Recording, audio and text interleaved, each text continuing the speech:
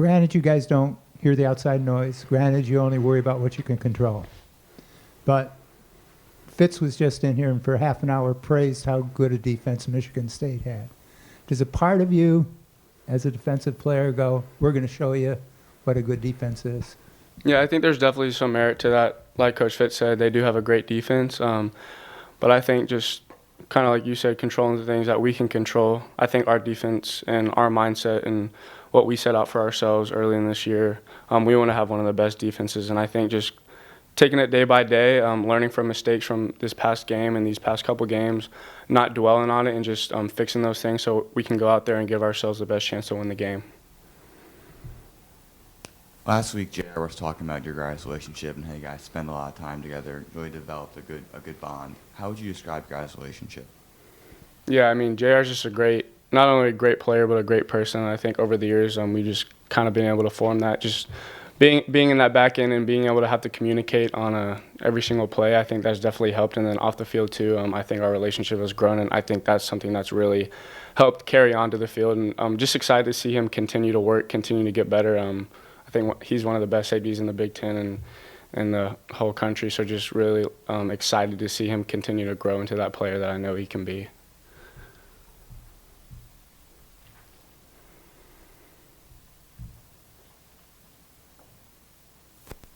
Travis, how excited are you to finally be healthy, be out there, contributing, and doing it in a very big way?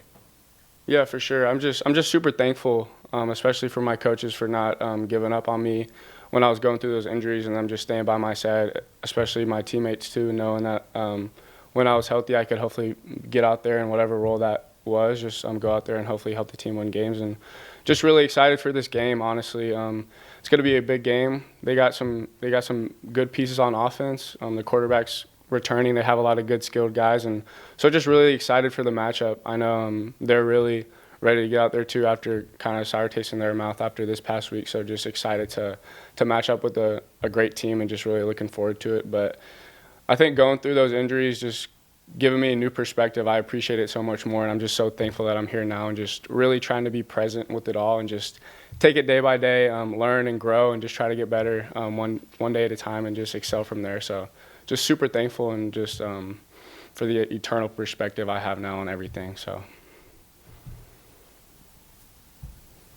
Travis, as a safety, what's the challenge of a run-pass option quarterback?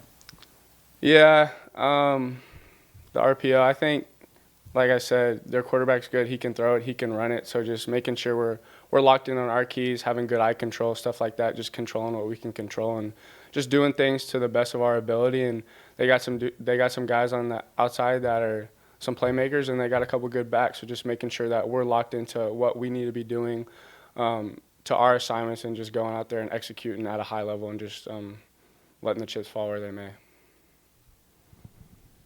Hey, Travis, you're entering Big Ten play now. What's the difference in the level of play once you hit Big Ten? I mean, I think it definitely ramps up a little bit. I think it's only going to get tougher from here. I think week in and week out.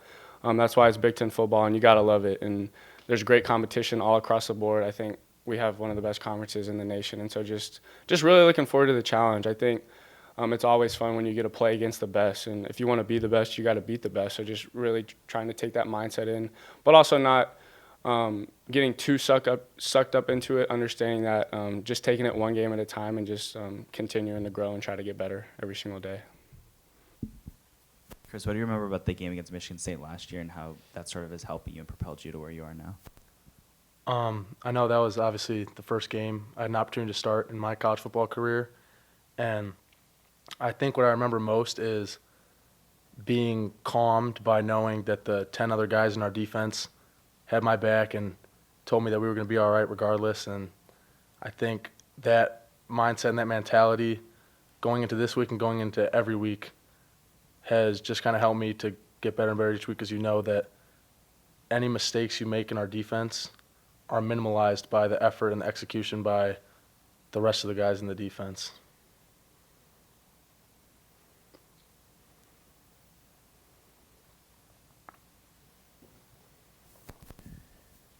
Chris, very uncharacteristic of your defense. You had some problems early on a couple big explosion plays, both run plays. Tell us about what went on the sidelines, trying to prevent that from happening, fixing it, communication, some of those things.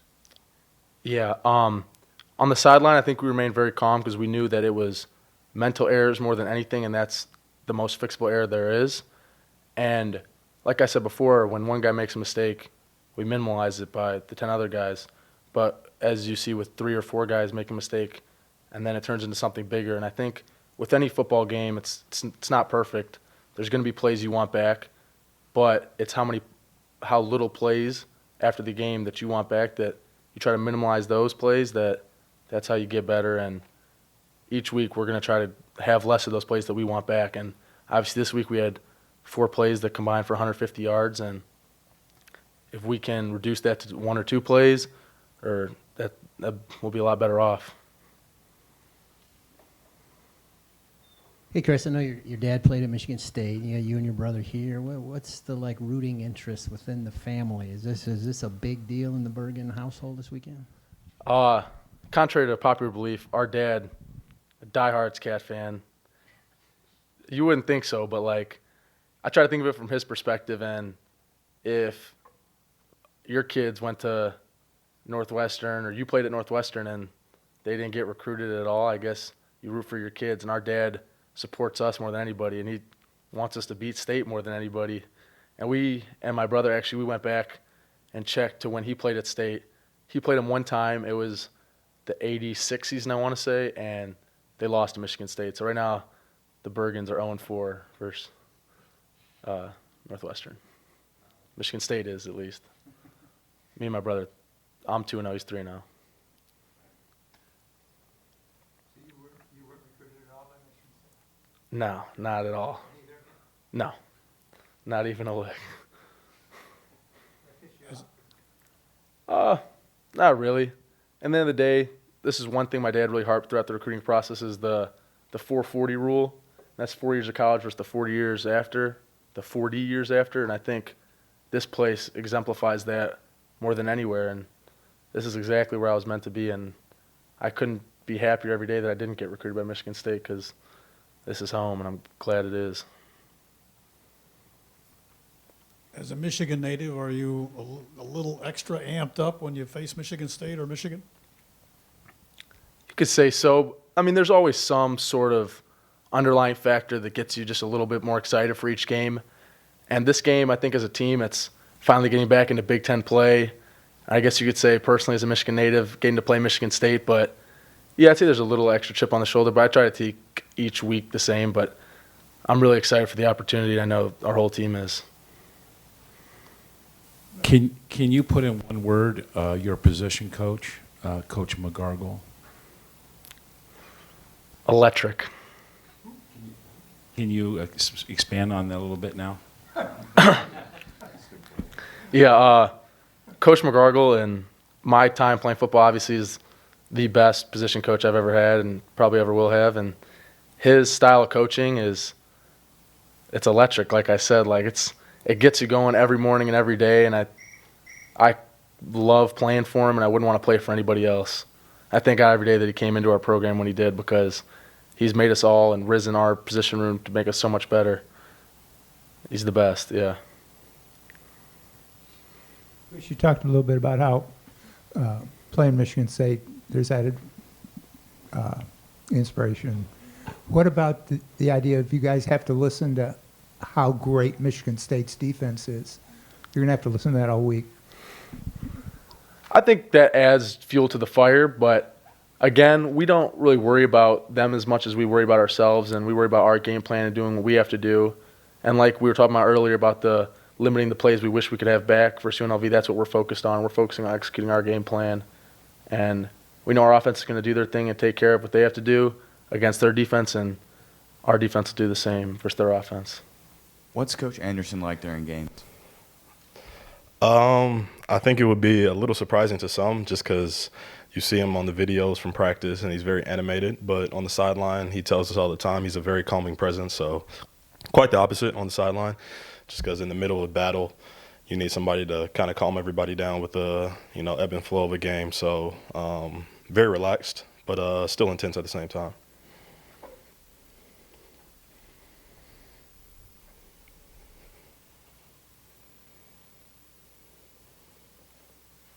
Or Drake Anderson do anything on Saturday that surprised you? Drake was out there? No, but very excited for Drake. He saw action in a few games last year, and we all knew the potential was there. It was just us as the guys on the team, as his teammates, to just keep encouraging him to, stay at it, keep grinding, and it paid off for him. O-line, we did our job a little bit, but he made us look good, so it was a good thing for everybody.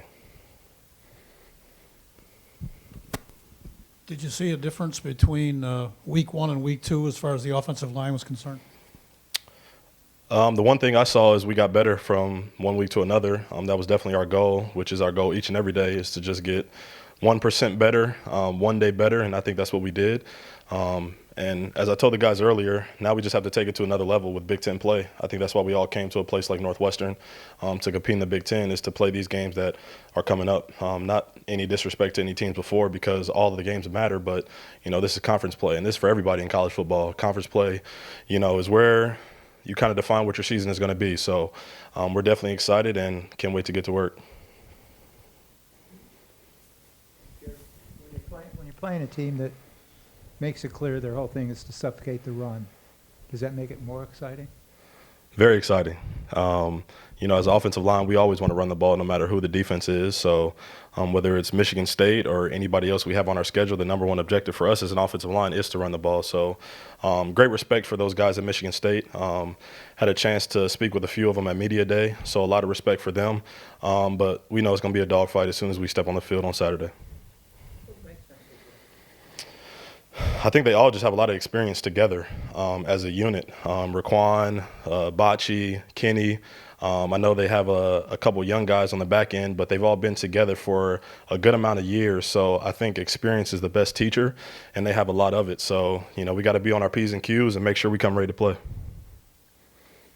When the running backs are rotating behind you because of the injuries, does that sort of affect what you're doing, or is it just do your job and whatever happens behind you? Not really. I think with the same thing with the quarterback situation, people ask a lot of the guys, of the offensive line, doesn't matter who's back there. Ultimately, our job is to block for the pass and the run. And whoever's back there, we trust that they can get the job done. That's why they're back there. So as long as we do our job, I think we're in a pretty good spot as a team. Say, how much do you take from some in the past few years? I mean, last year it was tough to run the ball, obviously. We got to worry about the game on Saturday. That's ultimately our objective. Can't look back, can't look too far ahead, just got to focus on what's in front of us.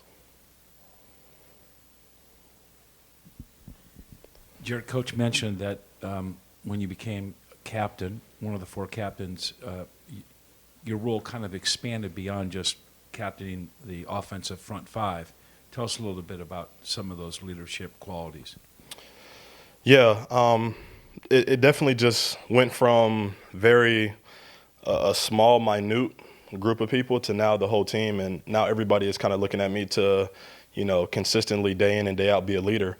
And I think with being a leader comes some accountability as well. So I tell guys all the time, I'm going to hold you accountable, so I expect you to do the same thing for me. So that doesn't change from, if I'm talking to the offensive line or if I'm talking to the whole team. So I expect it to be a two-way street, not just a one-way street. So I think ultimately Coach Fitz is just referring to the fact that now instead of just being a leader in the room, I'm a leader on the team. And, with my teammates selecting me to be one of the captains, more responsibility comes on leading the guys, that fill up these seats in this room. So ultimately my job is to make sure that we're all carrying the right mindset each and every day, whether it's practice, film, meetings, game, whatever it is. So I have to make sure I bring it each and every day. And if not, then I know guys will pick me up and vice versa.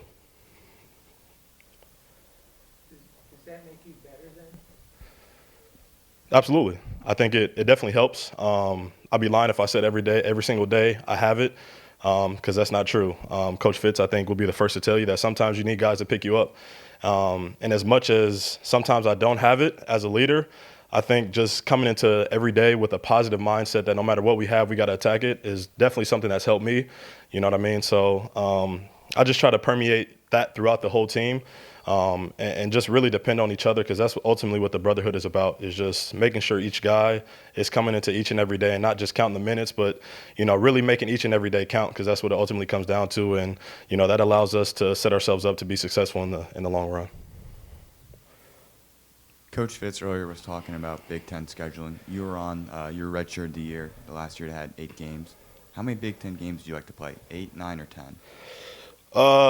To me, it doesn't really matter. I will say my first Big Ten game ever was actually against Michigan State. I was in on a bigger package with, tight ends per se, but they had offensive linemen doing it. And my first play was against Malik McDowell. We were on the -1 yard line, so that was a very humbling welcome to college football. So, but to me, honestly, it doesn't really matter. 8, 9, 10, 12, we just got to play whoever's in front of us.